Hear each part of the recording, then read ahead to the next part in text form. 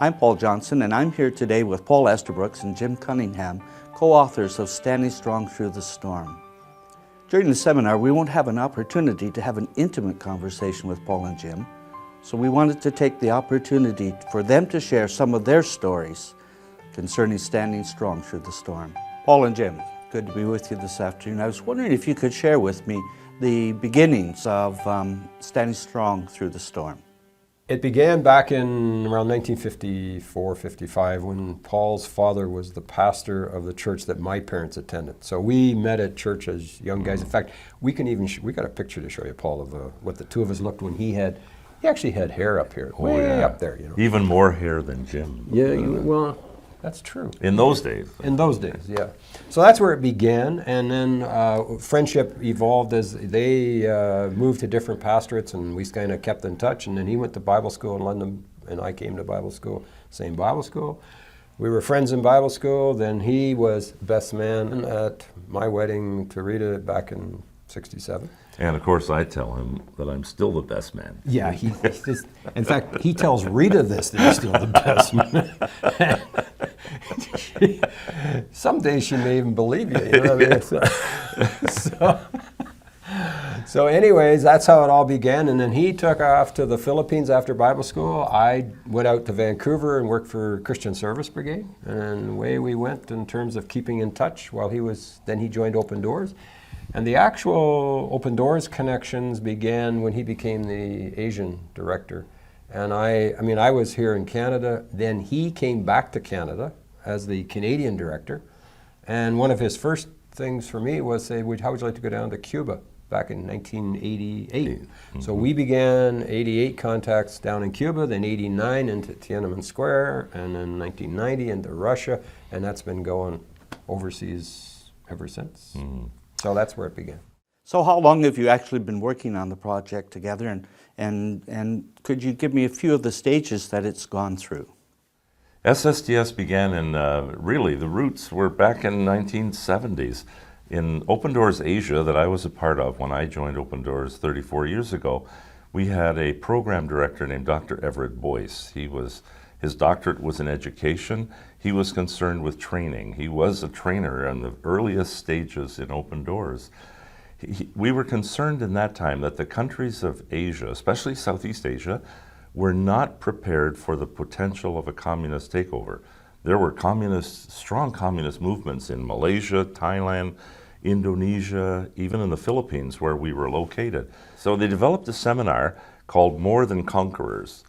And it was prepared to prepare Christians for the challenges of communist regime taking over a country.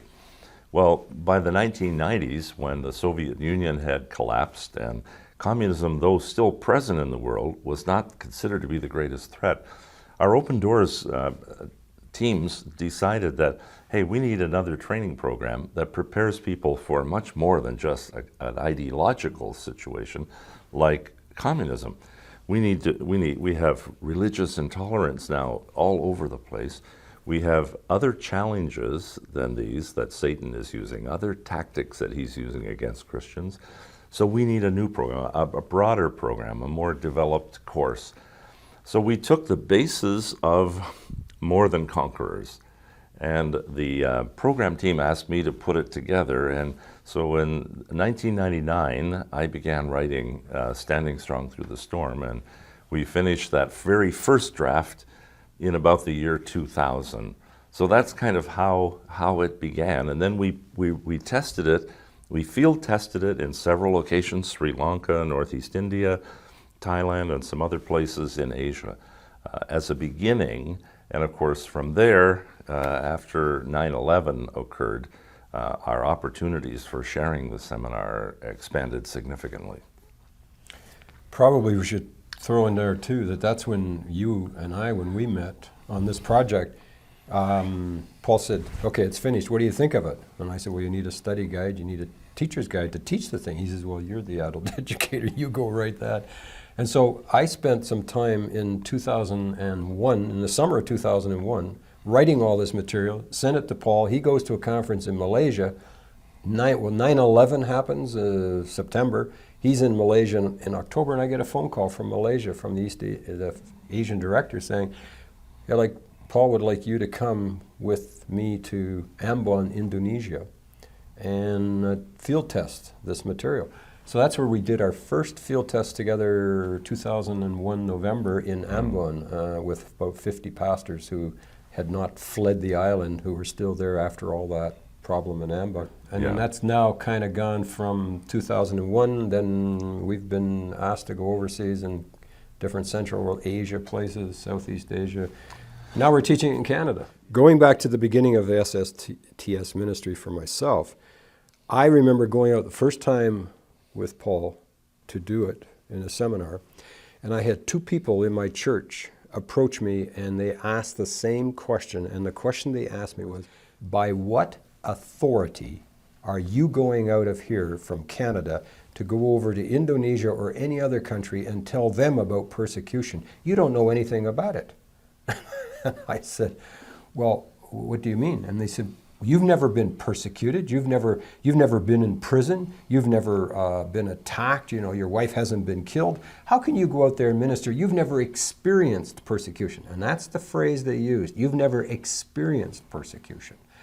Well, the reality was they forced me to look at the scriptures, and I find Jesus said to his disciples, blessed are you when men hate you and exclude you and insult you and reject you and say all manner of evil against you for my name's sake. He said, he's suggesting to the disciples, you are going to be persecuted in the future. You haven't experienced it yet, but get ready for it because it's going to come.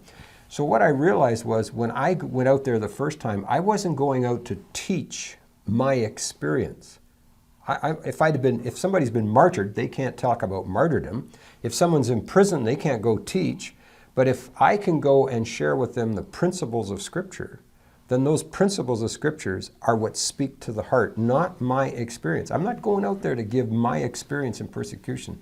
Alan Yuan was in jail for 21 years and 8 months. I've never been in jail. But I can share Alan's story with someone who's out there. So what it convicted me of was the authority of Scripture. The Scriptures are the authority to understand persecution. So the more I read the Scriptures now, like Glenn Penner's book on a theology of persecution, goes from Genesis right through to Revelation and says, hey, the whole of Scripture has stories of persecution in it, and you need to be aware of them. So I start reading them, and it makes me aware that I'm struck with the authority of Scripture. I'm struck with the thread of persecution that runs right through the Scriptures, right to the end, by the word of their testimony and their own blood in Revelation. The martyrs at the end goes right from beginning to end, so to speak.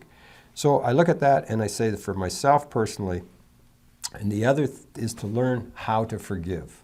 That is the key principle for me on this whole thing, because whether it's forgiving the guy who cuts me off on the highway, or whether it's forgiving the family member or whatever for whatever's been done, forgiveness is one of the key principles that has come out of this from all these regions that we go to. Authority of Scripture, forgiveness. SSTS has impacted me in my own life significantly, and I realized it when the U.S. office asked me to begin writing a daily devotional from the SSTS material and the stories from the field and the Scriptures, those three ways. And as I began to write, I was convinced I could never do 365 days. But they said, well, just start and we'll use whatever you can do. I began putting together a scripture, a principle, and a story from the field for each day of the year. And in time, little by little, doing it piece by piece, I was actually able to complete a book that's now out called Daily Inspiration from the Lion's Den. And the aspect that has affected me most of all is the whole aspect of dealing with fear, because you realize how much we fear different things, the future, the unknown, and even dying in many people's cases, or in most people's cases, and how much Jesus teaches about not being afraid, and how much the whole Bible teaches about that. And so for my own personal life, I think SSTS has helped me most of all with that attitude. And that's why I'm not afraid at all to go anywhere I'm asked to teach SSTS. It's the most dangerous place in the world. I mean, Brother Andrew, our founder, is a great teacher of this.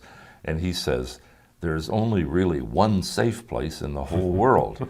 And it's not Canada, it's the center of God's will. And he says, if you're in the center of God's will, that's the only safe place to be. And you don't have to worry about other places that you go or whatever. He also says, by the way, something that I think is rather hilarious. And he says, people are so worried about going places where they're going to die. He says, the majority of people die in their bed. That's the most dangerous place in the world, is in your bed, because that's where the majority of people die.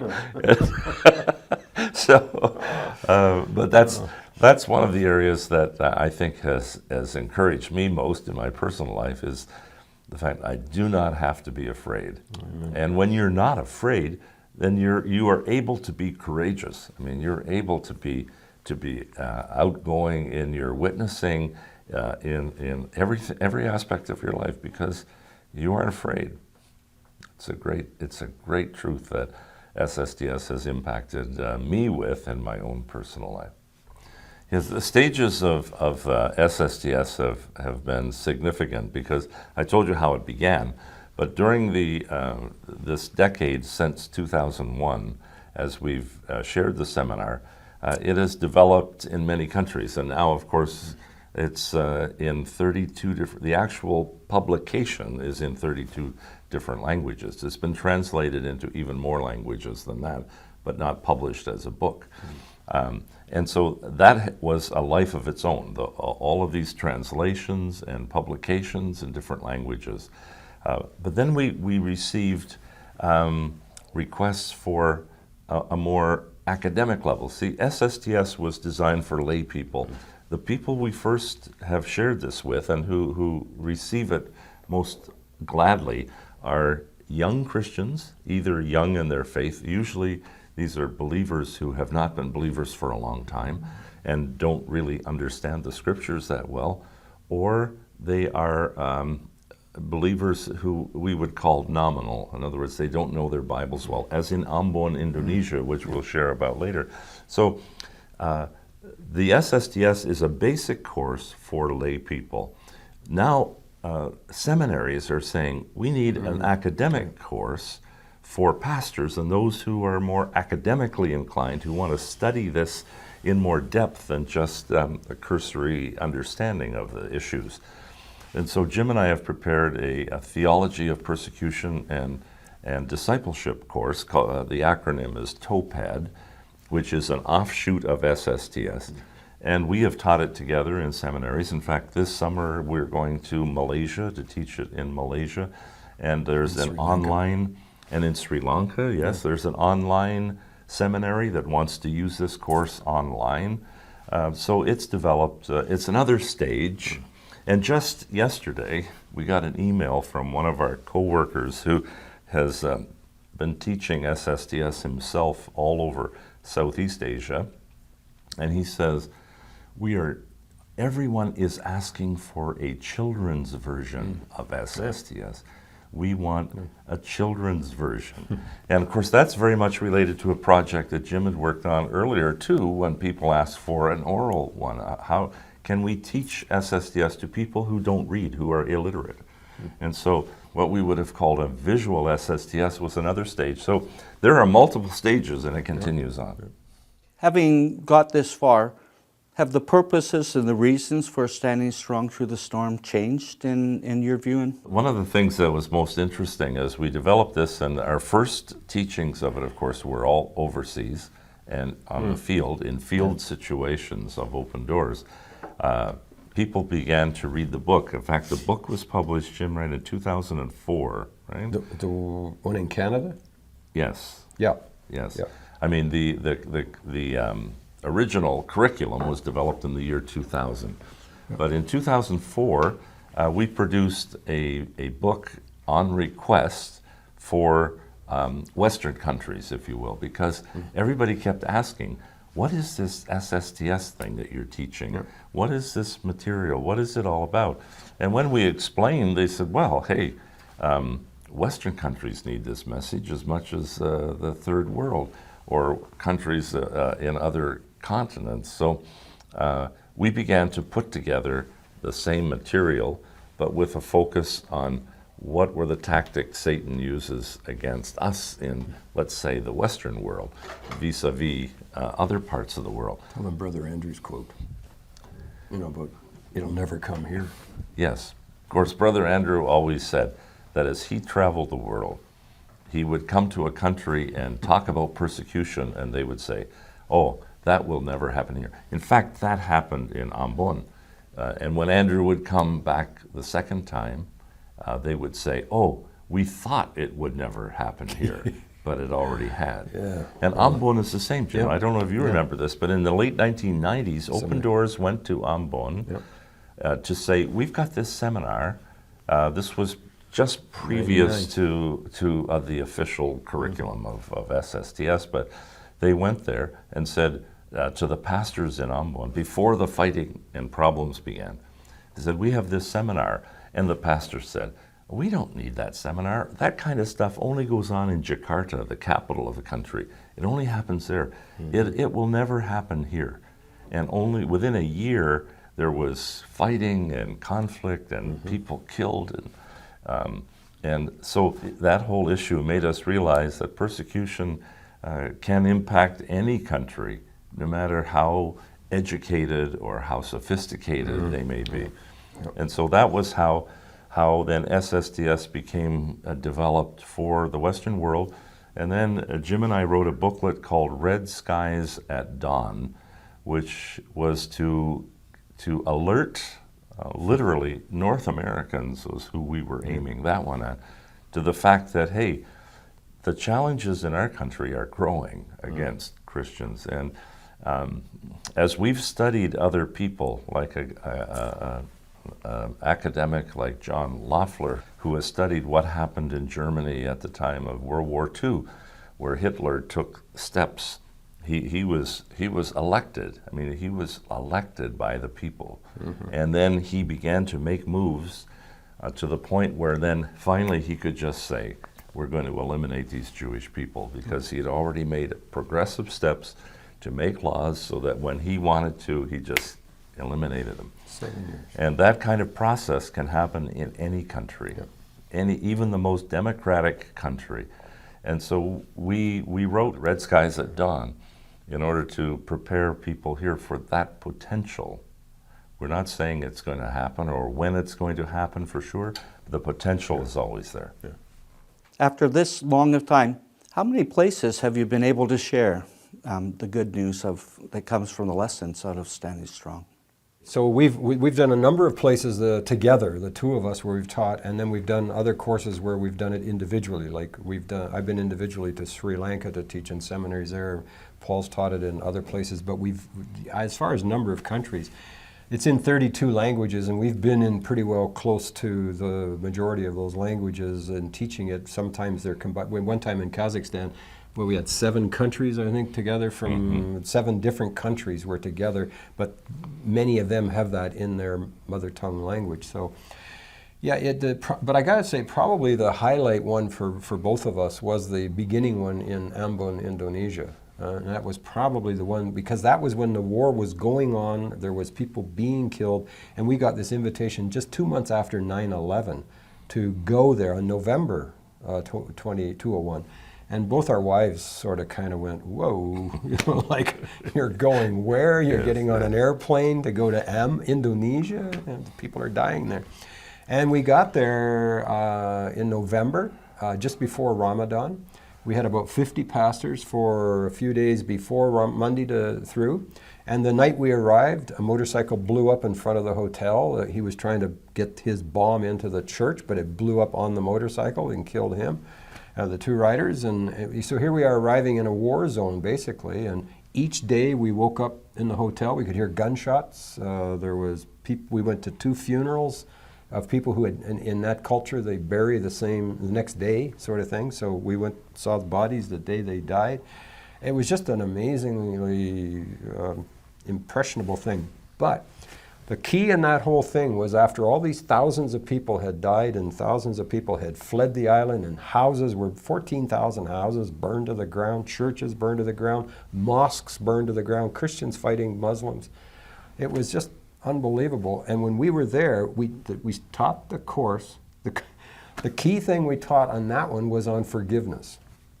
And we talked about the SSTS material that we had on forgiveness, and how that Jesus said, "Father, forgive them, for they don't know what they're doing."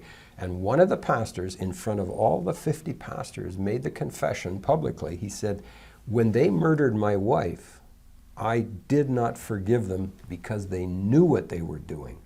And when they burned my house, I didn't forgive them because they knew what they were doing. And when they burned my church, I didn't forgive them." He said, "I thought if they knew what they were doing, I didn't have to forgive them. Because Jesus said, 'Father, forgive them because they don't know what they're doing.'" And we kind of went, whoa, that's an interesting twist of theology. But he said publicly, "You need to know that as of today, I am forgiving." After 2 years, this all happened 2 years previous, he said, "I'm forgiving the Muslims." Well, out of that 50 people, they had a day of prayer. They got the 2 white boys off the island because it was the beginning of Ramadan. They said, "We don't know what's going to happen." So they got us home on the Friday morning of Ramadan. And they started a day of prayer, went back to their churches. They had 3 days of prayer and fasting in their churches. And at the end of the 3rd day, they said the people came out of their houses, filled the streets, and started singing hymns and everything and praising God. Went to the churches and they said, "Okay, we now have a group of 5 of the 50 pastors." They formed the committee of the 5. I don't know what they called the committee, but they went to the Muslim leaders and offered a peace apology for the fighting and the killing that the Christians had done against the Muslims. Mm-hmm. And on that 3rd day, 4th day, the Muslims accepted the peace apology, and there's been peace on the island virtually for the last 11, 12, well, since 2001. And you were back later, right? And I went back, I was back with Rita and the Indonesian director about 2010, about 10 years later, and went to the hotel where we taught the seminar. The owner of the hotel was a Christian, and he, on the 5th floor, had a room, about fair-sized room, like one we're in here now, and he said, "That's your prayer room. 24 hours a day, 7 days a week. Come to the front desk, ask for the key, and anybody can go up there and pray." And they've been praying nonstop, 24 hours a day, 7 days a week, since 2001. They pray for the peace of Jerusalem. They pray for the peace of Indonesia. They pray for the peace of Ambon. They pray for missions and peace countries in Korea. It's amazing. Absolutely amazing. So essentially, to answer your question, Paul, we've been in every. Are you saying that I didn't answer his question? We've been in every continent that Open Doors works, and many individuals. Yeah, you also went to Colombia by your. Yeah, I went to Colombia. Yeah, that's true. Yeah.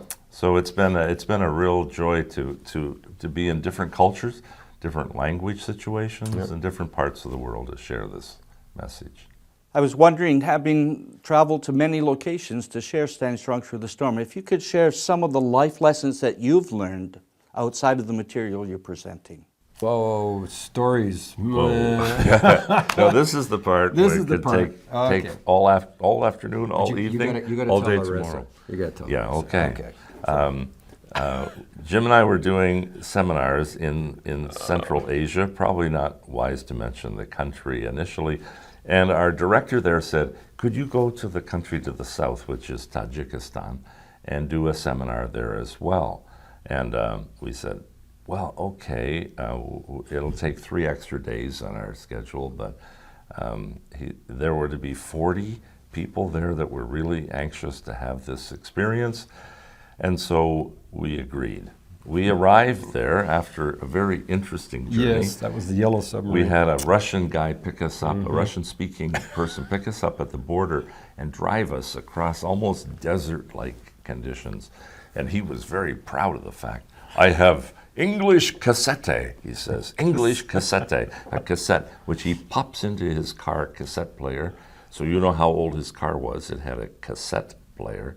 And it was of the Beatles. It was all songs of the Beatles. We And all so- live in a yellow submarine. So we're going, A yellow we're going submarine. across the desert A yellow singing submarine. these Beatles songs at We the top of all- our voice. For 90 minutes. We arrive in the capital, and the leader of the group said, "We have big problem. We no find interpreter for you in our language, but we find lady who can speak Russian and English, and so we hire her. Her name is Larissa." So Jim and I meet Larissa. There were just a few problems with Larissa. Number one, she was not a Christian. Number two, she had never read the Bible. And number three, her English was horrible. I mean, it was Niet pathetic. problemski, you know? It was terrible. And she did not understand even the word forgiveness, grace, any of these kind of terminologies that we Christians use, every other word almost. And we had a really difficult time. I mean, it was tough. 3 days. The only saving grace for the group that were there was that they didn't know each other before. These were believers from all over the country who came and had fellowship together for the first time. And they did all their worship, literally their music worship in the morning in Tajik, their language. They did devotions in Tajik. Of course, when they had meals, they all had good fellowship. So there was a benefit for them. But I don't think they learned anything at this seminar, because we spent all our time trying to get through the translator what we wanted to share. And I remember, to my shame, going home on the plane and telling Jim, I don't think that last seminar was worth our time. We should have just gone home. Years go by, 6 years to be exact, and we go back to the area, to another country where they're bringing all of the future trainers of SSTS together to have a training seminar. In fact, it was really significant, because they even had Uyghur people from Western China there, as well as all through Central Asia. And on the second day, a young boy comes up to us, and he says, "I'm from the Tajik group, from Tajikistan." He said, "You don't know me, but you know my mother." I said, "We do?" He said, "Yes, my mother's name is Larissa." And I remember rolling my eyes thinking, oh man, who could ever forget Larissa? And then he said, after the seminar, my mother got a hold of a Bible. She read the Bible all the way through, and she led all of her family to faith in Jesus. And he says, now I, her son, am here to learn how to teach this course in the Tajik language when I go back to my home country. And I just thought, oh, Yeah, Lord, God is good all the time. This is good as we tell the story. Even when we think time is a waste of time, we later find out that it was really we were there for, not the 40 people that we were thinking we were supposed to teach. Mm-hmm. Yeah, one of the battles I have in North America is dealing with materialism and how to live in an affluent society like we do here in North America, in my area. And when I go overseas, I see people that love Jesus Christ, love the church, are bold in their evangelism, and extreme levels of poverty, and less than I have in North America. And the contentment that I see and the joy that I see is contagious when you're with them. I mean, it's just a sense of these people, whether we've been in South Sudan with believers there, that the country has no electricity, no asphalt roads, no PowerPoints, none of the typical North American affluence, and yet they just abundantly love Jesus Christ and are full of joy. So when I look at that, it just keeps refreshing me anytime I go, whether it's with Paul or with Rita, my wife. You know my wife, Paul, so I can't say that. But you know her. And when we go, we come back with great joy and a sense of, aren't we blessed? We are really, really blessed here in North America to have freedom, to have liberty, to have opportunity, to have communication skills with people that we can share our faith what we lack in this country, for me, is boldness to actually do it. Very true. I think in my case, studying the curriculum for first SSTS, then our theology of persecution and discipleship course, has taken me on a journey, even academically, that I don't think I ever would have done before, and that is primarily in the area of nonviolence. Now, the Christian community historically has been divided on war, on the issue of fighting and war. You have one group who are basically pacifists, and you have another group who believe in what is called just war that Augustine developed back in his time. And these are the dominantly two views of war and fighting that exist. So there is no unified view of war or fighting or responding to war in Christian communities. So you have to decide which you're going to. I was brought up in a community that believed in just war. Yeah, just after the Second World War. Yeah, and just war, it was the philosophy that my father, who was a pastor, accepted, and the Bible school that Jim and I went to would have probably taught that if you asked them about what issue. So in working with areas where Christians are being attacked, how do they decide how to respond to these attacks? I've been studying where Christians have been involved in nonviolence. I'm not meaning pacifism. I'm not meaning that you do nothing in a passive way, but active, what they call active love or aggressive love. And I think of even issues like in Palestinian Israel, where Christians will demonstrate, but they will never throw a stone, for example, which the kids do there, or they will never do any kind of violent act.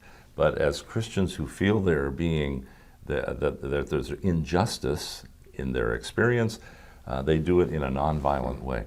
And so the whole nonviolent movement, which of course was popularized really by Mahatma Gandhi, and then in North America became very, very well known through Martin Luther King Jr. That whole aspect of the Christian view of nonviolence, which I feel parallels Jesus' teachings very closely, has been something that has blessed me in studying it in my own life. Now, having traveled, and we know that always gives opportunities for fellowship and growth. But I'd sure love to hear from you about some of the funny things that have happened to you as a result of having to share Standing Strong Through the Storm. All right, I got to tell this one. All right, you go first. Paul and I are going to be going to northern Iraq, to Erbil up in Kurdistan. And then, so the night before we go, Rita prepares a nice dinner, and we sit down, and she says, "Hey, I got this film called The Illusionist. I'd like us to, let's watch it." She said, "I heard it's a good movie," and it is. Great movie. I'd recommend it. So we watched this movie about an illusionist who makes things disappear. Fine, I get on the plane, fly to Istanbul, meet Paul, we check into the hotel, and the next morning is Sunday, so we're going to go to church. So we said we get in the yellow cab, and we know where the church is on the map, and it should be this direction. And now we see on the map that he's sort of driving the long way. So I look at Paul and say, "I think we're getting the scenic route. What should have cost a few dollars is now costing many dollars." So we get to the end of the car ride, and the driver says to him the price. It was 39 lira, whatever. And Paul says, "Well, I have a 50 lira. And he says, "Well, you give it to me and I'll give you change." So Paul hands him his 50 lira bill. And he, at that moment, turns around and says, "Oh, do you see where you're going over here?" And he points to where the church is. And while he points to the church, he goes, "Oh," and then he says, "No, do you have any American money? I don't have enough change here." So I said to Paul, "Yeah, I'm the big hero this year." I said to Paul, "Yeah, I got a $100 bill." I said, "I'll get it changed into lira." So fine. So I hand this guy my $100 bill. And he then turns around and says, now, do you see where you're going? Your church is right down that alley. And now we turn around, we both look out the window again. And he then says, oh, wait a second, I got a better idea. He says, here's your 100 back. And he said, here's your change. He says, give me, if you got $40 American, and we had 40 American, so we gave it to him or whatever, and he gives back the change. And he says, here's your 50 lira back, and here's your 100 back. He says, I'll do it that way. That's easier. And he's just chacking away, talking about this. So we go to church. Nice church service. We decide to walk home. We walk home. We go into the drugstore to buy some toothpaste. Paul hands the 50 lira note to the attendant, and he gets back 1 lira change for no, he got back 1 lira because it was 4 lira. Mm-hmm. And he says, where's the rest of my change? He says, sir, you only gave me a 5 lira. And we both looked at each other and said, 5? We just gave you a 50. He says, look, I opened my till. He said, there's no 50 in here. There's only a 5. And he shows us his till. We both look at each other and say, that turkey taxi driver kept the 50 lira and switched it and gave back a 5. Yeah. So we thought, oh, we got taken by this taxi driver. So we go back to the hotel. We have 2 separate rooms in the hotel. We lie down, we have a nap, and I wake up and I'm feeling so compassionate for my brother who's lost all this money, So I go knocking on his door and I says, hey, I said, I feel really bad. I said, I still got my $100 bill. I said, why don't we split the loss here? And I said, I owe you some money anyway. So I reach into my pocket and I pull out and I says, here, Pablo, here, take the 100, okay? And he opens up the 100. It's a $1 bill. These worldwide travelers, these seasoned veteran travelers who have been all over the world in how many countries? We both got taken by the same taxi driver on the same day in the same cab. Yeah. So we thought, okay. Then the funny part for me is we get on the plane, we fly to Erbil in Kurdistan, where we're going to be teaching a seminar with the Kurdish people in that area with SSTS. We get off the plane, they drive us to this nice new hotel that had been built. We go through and there's a Fox News channel on front and it's playing a movie. And guess what the movie was? The Illusionist. So the Dutch brother who's with us, he looks and he says, now that's a training film for Turkish taxi drivers. How do you envision you seeing the future take Standing Strong Through the Storm and continue its impact into the next decade? Well, I think the biggest thing for us for the next decade is to see a development of new teachers and a younger generation that are getting involved. Obviously, Jim and I are not going to be able to do this forever, although we would like to think we could. I mean, we still feel energetic and young enough to keep doing it. Caleb and Joshua. Yeah, but it's obviously our time is going to lapse when we won't be able to do it anymore. And so our vision for the next decade is to see a host of new young trainers developed who will be involved in teaching all of these materials. And it's beginning. I mean, as we did the seminary course last May, we had 2 of the Open Doors people, a young lady from the UK and a young man from South Africa, come and sit in on the course. And just the other day, we got an email that this young man from South Africa was invited to Australia. And in Australia, he had a meeting with the seminaries and Bible colleges of Australia to encourage them to include the study of persecution in their curriculum of their school. And apparently it was a very successful time. And that's our dream. Our dream is that seminaries and schools will see the need of this course and even develop their own teachers, frankly, who will take the curriculum and the material and to see it continue on. Why should I attend this SSTS seminar? It's a great question, Paul, because when you think about where we are at, when you're in a country where there is no persecution, as we say, or it's mild to use my bud's. He likes this mild chili curry one about hot curry, mild chili, mild, medium, and whatever. Well, it's mild in Canada at the moment. But like we said in Red Skies at Dawn, we see the future changing. It's changing by the day. It's just, you just don't recognize it on daily increments until you step back and see what changes there's been, say, in 10 years. 10 years from now, who knows where this country and other countries that are currently free might be. I just looked at a report recently that showed, like, for example, we're all Canadians, so let's talk about Canada for a few seconds here. The number of, there's been 4 census taken in this country. They took one in 2011 and they took one in 2001. Every 10 years they take a census. And the Canadian census showed that 40 years ago, the percentage of Christians, people who identified themselves in the census as Christians, was up around 80%. Well, now 40 years later, it's at 67%. And the number of people who 40 years ago said they had no religion was just a little tiny sliver up there of a few percentage points. Now it's about 20-some percent, 28% or something of the people say, I have no religion. They're not Muslim, they're not Hindu, they're not Buddhist, they're not Sikh or Jewish or Christian. They have no religion, and they're basically your secular humanists. Well, the more secular humanists that are into the media, you can guarantee then the less sympathetic the media will be for Christian values, Christian perspectives, Christians, even the right of Christians to have certain jobs. Why would we want a Christian in that job? And it'll narrow down in terms of the acceptance. Whereas 40 years ago, when we were kids, there was a broad base acceptance of basic common Christian values. And well, you know this from your experience living in this country too, that it's the same. It's the same. We've had freedom as Canadians and as Christians. But we see that as we look ahead, we see that changing. So why should you attend? Why not you, but why should anybody attend, Paul? It's because they need to be prepared for this. Because if I could just sort of say one thing, Paul and I have learned that it probably answers your question.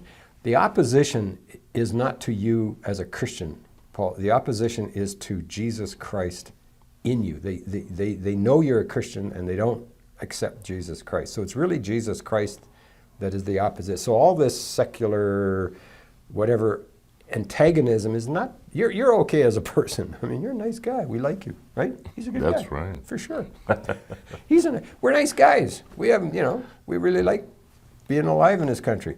But they don't like Jesus in us. They see that as that we're a threat because we believe that Jesus Christ is the way, the truth, and the life, and that no one comes to the Father but by me. That's the most controversial verse in the Bible for secular humanists to deal with. Because if you believe that, then there's no other way. And that's the challenge. People who believe that need to then take the course to understand how do you prepare for it and how do you know how to respond positively and biblically. If you had opportunity to do it again, knowing what you know today, would you still put this much effort into standing strong through the storm? Yes, well, let me answer that one. I would say that yes, the answer is yes, I would do it again, and I would probably double the effort because of not knowing when we started just how significant the impact of this course was going to be and how many people it would impact, and the blessing that it has been to a number of people. So if I were doing it again, yes, I would double the effort. Amen. I'm curious to hear, you've traveled around the world, you've seen many people, different cultures and processes. Help me to understand how your wives have invested into standing strong through the storm. Yeah. Your wife, Paul, as you know, from the experience, it took 1 million Bibles into China in one night. But for that one night, there was an investment of 6 months of preparation and time away from Diane and the family. That's a time investment and it has a major impact that the wife, like in this case Diane and even in Rita's case, when we now don't do like 6-month training programs, but we do go away for a week or 2 weeks or 3 weeks, and sometimes that puts its own set of pressures on Diane and Rita, and I mean, my observation, we've just been together as with our wives as two couples here recently, and my observation is that they are both very supportive of what we do. Like, if we say we're going to somewhere, they also, the other significant thing I think is they trust open doors. And here's the reason why I say that. If I say to Rita, I'm going to go to Kurdistan, she goes, okay. I guess open doors must feel it's safe for you to go in there. I mean, like, she doesn't feel like that we're suddenly going to get asked to go someplace where we're just being, it's not a suicidal mission sort of thing. She trusts that, because she's learned that I've also been canceled on trips. I've also been stopped from going. I've had change of plans. No, you're not going there. Sorry, And so there is a sensitivity by Open Doors to try and keep us alive. But Brother Andrew Wade's favorite phrase is, "We can get you in. We can't always guarantee we get you out." So far, we've made it out. So far, we've made it. But I think you should tell them about Algeria and that one thing about our being a tourist. Yes, okay. That's the one, because we almost didn't get out of there. That's right. Our wives have been very supportive, though, and I think that's crucial for anyone in ministry. The wife is a part of the ministry as well. I mean, it's like when I was dating this girl, my father said, "Now, son, remember, when you marry this young lady, you are not just marrying her, you're marrying her family. Whether you think you are or not, you are." And it's when you take on a ministry, the family become involved directly or indirectly in that ministry. And so it's important that they have that same commitment and same calling and vision. We were traveling in Algeria at one point, and it was taken out to a very kind of secret place where believers were meeting. And we were in a car with a believer, and we were in the back seat, and he would say, "Get down, we're coming up to a checkpoint." And we come up to this checkpoint, and all these guys are there with big AK-47s and whatever. And we said to this driver, who spoke limited English, what are these? No, he spoke limited English. He was primarily a French speaker. And what are these people looking for with these big guns? And he said, "They're looking for tourists." We said, "Well, we're tourists." He goes, "Yeah, they're looking for tourists," and we kept going like, "Oh man, we better duck. They're looking for us." and then finally, another brother in the car said, "What he means is they're looking for terrorists," and his pronunciation of terrorist was tourist. Then we felt a lot better. But we did have to leave. We had to leave a day early in that situation because we were spotted there, and it was making pressure on the church. So we had to leave one day early from that seminar. So our wives appreciate that, that the attempt is to keep us, bring us home. That's what it is. But they also, I think it's a great question, because wives are definitely part of it. And we've been blessed with two good wives for we're coming up close to 50 years, you see. So, when you see Rita and Diane next, on behalf of Open Doors and the team worldwide, will you please let them know how much we appreciate their investment, their willingness to stay and pray, their willingness to make it possible for you to impact the world with the power of God's Word and to enhance the kingdom through the ministry that you guys have carried on. We deeply appreciate the both of you, but let them know we appreciate them as well. I understand that you gentlemen have an announcement to make about Standing Strong Through the Storm. Could you share that with us? Yes, we have an announcement, and it's developed over the last 12 years.